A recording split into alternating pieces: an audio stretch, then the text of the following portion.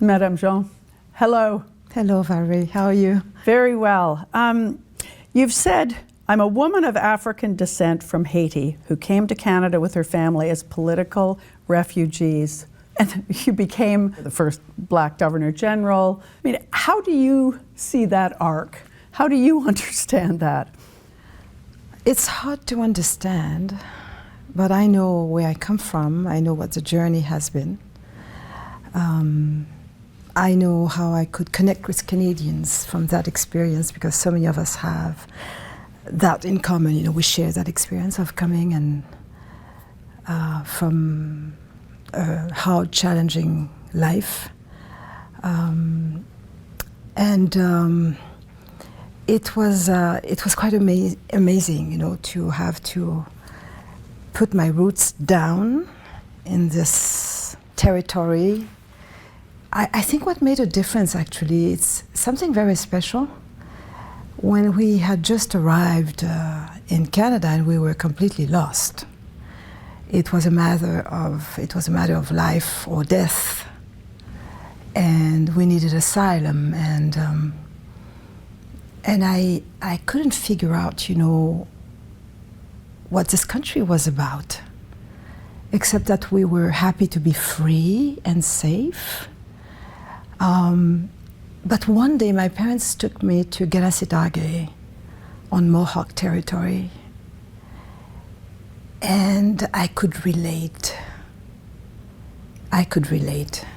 There was a great line that you had, I remember, you know, you were 11 when you came to Canada, and you went to a rural Quebec mining town, Thetford Mines. You said, I may as well have been Neil Armstrong with that step onto the moon. The step into this new life was and people, that extreme. We were the only Black family in Thetford Mines at the time. Small mining community. And people were very curious. They wanted to touch us. Like some overprotective, some, surprised, others a bit reluctant, But it wasn't my first experience of racism. It didn't happen here in Canada, because from the experience of alienation, you know, coming from colonization,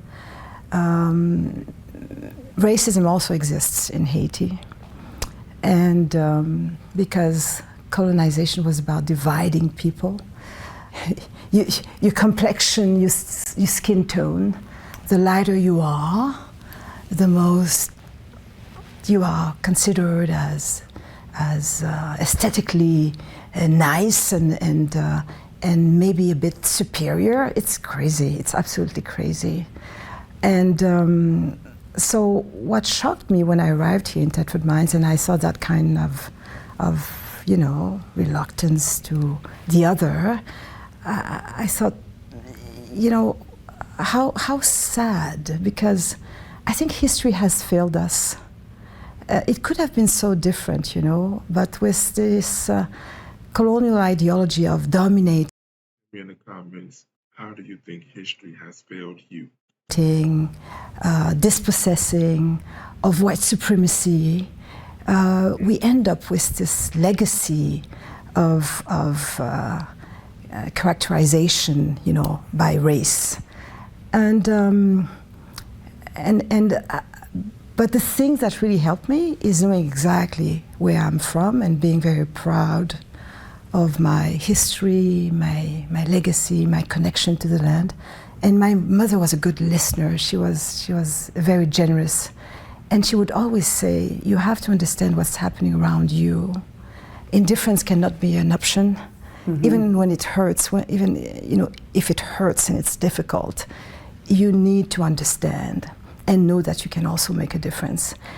Well, it's interesting, you know, that indifference is not an option, obviously stuck with you. Yeah. Because even at university, you were involved in women's shelters and studying about domestic violence. This issue particularly made an impact, and you felt you had to stand up to injustice even then. Of course, of course. My mother was a feminist. She educated me as a feminist. So a very proud, independent woman, like my grandmother. My grandmother she was a widow at a very young age, and she raised her 5 children alone on a sewing machine, you know, sewing clothes that she would sell in the market. And with one idea in mind always, that all her children, boys and girls, would go to school and have a good education. And she managed to do so. And she would always, you know, say that education is the key to freedom. That was her thing, you know. And we would listen to her, and my mom was like that too. She was a teacher. She believed in education, very proud. So when we arrived in Canada, to answer your question, the first thing she said, if you want to be really a proud Canadian citizen, do your best and help others and join the feminist movement in Quebec. So that's how I was like 16 or 17, and I started, you know, that amazing commitment and being one of the women who worked hard to build this biggest network of shelters for battered women and their children. So I'm very proud of that. You have to, you know, be a mover and a shaker. You have to make sure that everyone, you know, is aware of what this is about, and women's rights as human rights, and accompany women who are experiencing a very difficult time. Mm-hmm. And something I knew about. I saw my mother going through it, and so I've learned everything working with women. Everything. Mm-hmm. It helped me also as a journalist later. Well, you were obviously a brilliant student and a linguist. How many languages? 5 languages? Yeah, I speak 5 languages. And yeah. you studied More than one language, let me know in the comments.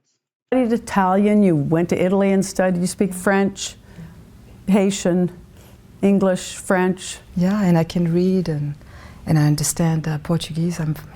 No problem. But you were drawn to journalism, and partly you talked about passion and resolve. Journalism wasn't about, you know, being on TV. It was really about telling stories. Yeah, it was like a responsibility. That's how I understood journalism. That's how I practiced journalism. Raising awareness, sharing, you know, information, and making sure that people understood, you know, the issues that we're confronted to.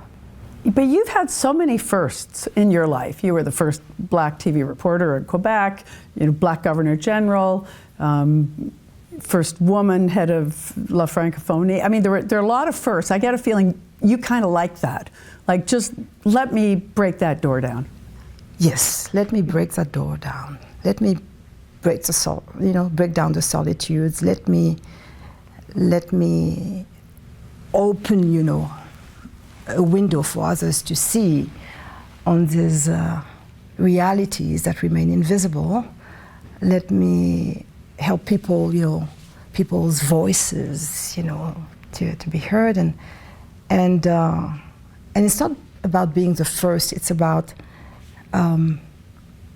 opening new doors, and making sure that people understand what's happening around them. Just like my mother told me, you need to understand. You know, I was never, even as a child, I was never in a bubble of innocence, and it was heavy on my shoulders, but it made me the person I am. Yeah. When you got the call from the Prime Minister, you were 48, like you're young, prime of your career, but mostly known in Quebec. And he said, we'd like you to be the Governor General of Canada, Commander-in-Chief, representative of the Queen. Well, these were not exactly his words. What did he say? First, I had many people coming to me, and I said, well, if this is what I think he wants to talk to me about, I have to think about it. Because I couldn't go there without a vision, without knowing exactly what I could do, what someone like me could do. How would you embody it? How I would embody it, how I would be serving Canada. the country that gave me so much. You know, to become a Canadian citizen is huge, especially when you come from a place where, you know, you had no rights. So I took 4 weeks. Normally people jump on the call. I took 4 weeks and they kept coming back to me and saying, what's taking you so long? And I would say, I need to think about it. So that's how, you know, I started, you know, imagining what I would do. And what did you come up with? And I mean, even now, in hindsight, how did you embody that role? First, I thought, and I know that some people, when I said that my motto would be breaking down solitudes, thought that I was thinking about the two solitudes because I'm a francophone and, you know, French English, I'm from Quebec, and it wasn't about that. There are so many solitudes in our country, in our societies, you know, so many solitudes. And I thought that Canadians didn't know the country very well. I myself had so much to discover about Canada. So I thought, yeah, how about working on not what our differences are about, but what we have in common? How about crisscrossing Canada and going, you know, from one community to another, and looking also at how young people are doing, not bringing them to me, but going where they are. There are many people who'd be watching. Can you imagine our politicians, United States of Americans politicians, actually leaving where they are and going to where the people, all people, are located? This in America who don't know about a head of state in Canada, or, you know, because of course, the president is the head of state and head of government, and in Canada, the parliamentary system, it is separate, so that you have, you know, constitutional responsibilities and, you know, inspirational, you know, responsibilities, but it's a very separate role from the Prime Minister, who's the head of government. Yes, of course. The Prime Minister is the chief of government. The Governor General and Commander-in-Chief doesn't have like executive powers, but we have like a moral duty of bringing Canadians together and making people understand that we have so much in common and how we do things from one part of Canada to the other, and I enjoyed doing that. And you're Commander-in-Chief too, and you had a real connection with the military. I had a real connection because at the time we were deployed in Afghanistan, and General Hillier taught me everything, from donning the uniform to understanding that we were going to lose a lot of soldiers. From Kabul, we were deployed in Kandahar, which was really the most difficult place because that's where the Taliban were. And so I went to Afghanistan 3 times, of course to support the troops, but also to engage with Afghan communities, Afghan women and men of great courage, because I had said to the Chief of Defense Staff, I need to hear from Afghans themselves why we're here. And that I will share with Canadians who don't understand why we are in Afghanistan. And that connection was really important. Even donning the uniform for me was something a bit difficult, but it was an army. Canadian forces were about ethics, you know, rules, rights, and it was very different from what I had experienced in Haiti, where the militaries were about repression, killing, and with a predatory regime. As you became Governor General, you had to go and meet the Queen. Like, people must love this story, that you went to Balmoral with your 6-year-old daughter.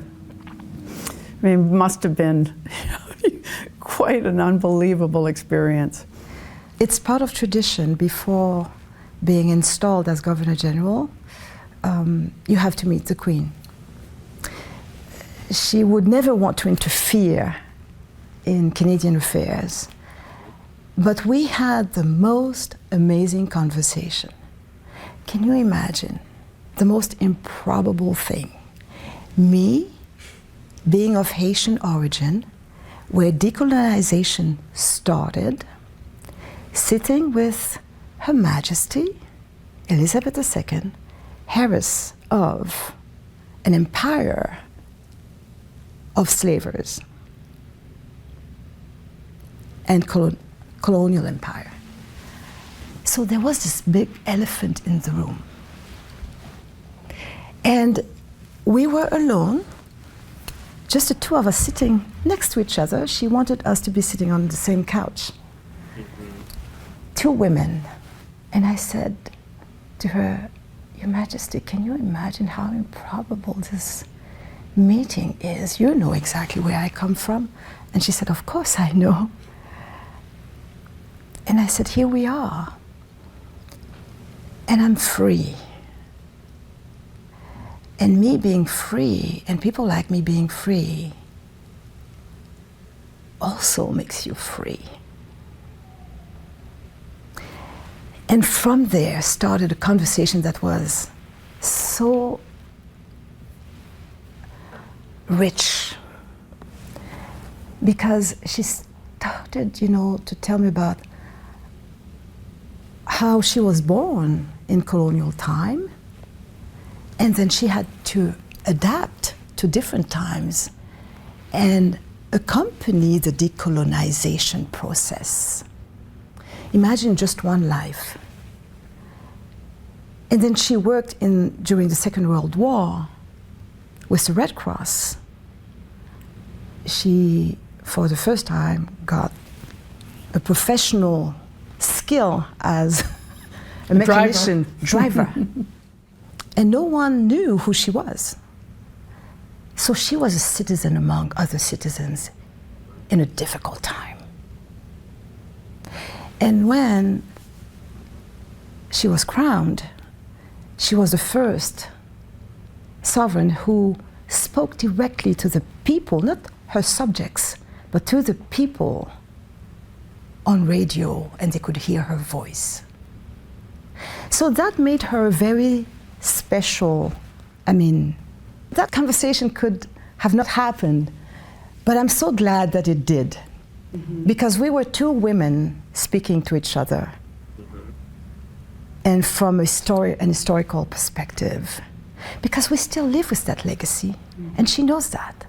We still live with the consequences and the devastating impact of colonial legacy. Tell me in the comments, if you got to sit and speak with the Queen, what questions do you think you would ask her? So it's like a rebirth, To understand racism today, you need to go back and confront history. Otherwise, the future takes its revenge. Notice that she said you go back and you confront history, not forget it. So I feel so honored that I was part of launching the Truth and Reconciliation Commission, and to see where it is taking us today. Because this is a moment where we can decide how we want to live together. Same thing, there's a special connection between Indigenous people and Black people. When you look at Statistic Canada, the most underserved communities in our country are Black communities and Indigenous communities, the dispossessed and conquered peoples. So that's why, Can you be hopeful then? Of as course. you look at this, because you've seen, you've been part of this journey yourself and observing it. What makes me hopeful? The truth. It's important to address the truth always. Exactly. It makes us stronger. You need to have this courage. Because even when I sat with the Queen, we both had courage. One, mine to address this, hers to respond to it. So this is how you build a relationship. Not so pretending that and we like that as Canadians. We like to say that. Be you know. nice. Oh, we're nice. And, oh no, we're not like the Americans. No, that's an American experience. No. Racism is also a reality in our country.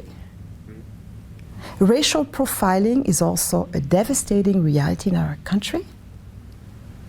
And it makes, people in danger. So we need to address it. And once you address it, the energy that comes out of it. We just had, my foundation is about working with underserved youth across Canada.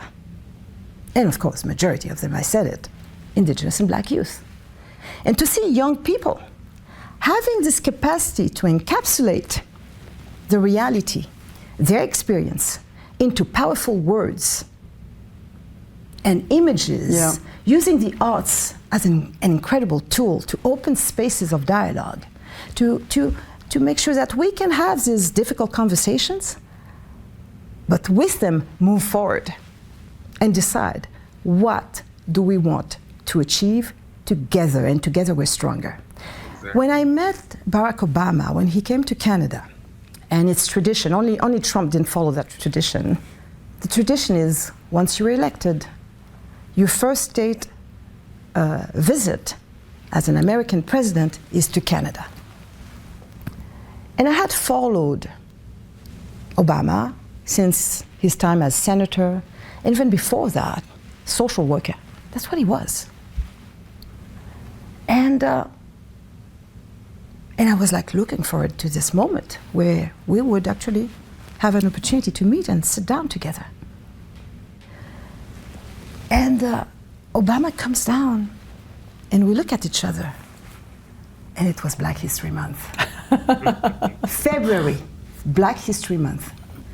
And he said, and we reflected upon that, who would have thought that the Commander-in-Chief of Canada and the Commander-in-Chief of the United States would meet on this day and in office at the same time, and both of African descent?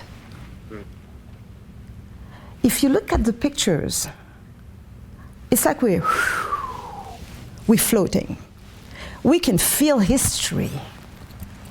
We're happy. Let us rejoice. That was the thing. And when we sat down, our conversation, of course, he asked me a lot of questions about Haiti. And I told him a story about, I was just back from Haiti.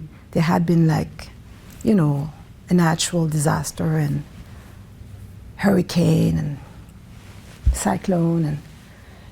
And I went to a community where everything was destroyed. And we were with the crowd by the statue of one of our heroes of the Haitian Revolution. And I was addressing the crowd, and there were many young people. And a young girl said, "You are going to meet Barack Obama, right? I'm sure you will. Just tell him that if it wasn't for the Haitian Revolution, he wouldn't be there as President of the United States. And you, Michaëlle, would not be Governor General of Canada. It all started here." So I shared that with him. And I said, "What do you think?" I said, "Oh, she's so right. She's so right." Now, I have one final question that we ask, or has been part of this series, which is about being Canadian. So Yes. the question is, what does being Canadian mean to you? Being Canadian means... Before I get into that question, get into that answer, I'm going to need for you to answer that question as well. What does being Canadian or American or wherever you're from mean to you? Means to me one thing. We're always looking for solutions. It's one thing I've witnessed as I crisscross the country. People are looking for solutions to tackle issues that we are confronted to and to come stronger. And what a beauty. Not just a landscape. We have an amazing, beautiful country on an amazing, vast territory. But it's also, how would I say that? The humanscape. You had a lot of time to think about that, about what You know this what? country is. My first state visits as representative of Canada were in Africa. And I remember when I started, engaging in bilateral, discussions with other heads of state, and many of them, Latin American heads of state, African, they would say, but you were not born in Canada. You arrived in Canada as a refugee. And I said, this is what Canada is about. It is possible in Canada. Well, you did a remarkable job representing Canada, certainly, and it's a pleasure to see you again. Thank you. Thank you very much, Valerie. Thank you so much. And we'll be back next week with another edition of Canada Files. This video was a remarkable video. It gave us an insight, a better insight on Canada, because I've never been there myself. Let me know in the comments, if you are not from Canada, have you ever visited Canada, and how often? If you know this woman, let me know in the comments as well. Let's have a discussion. Oh, and please tell me, what did you think about the video?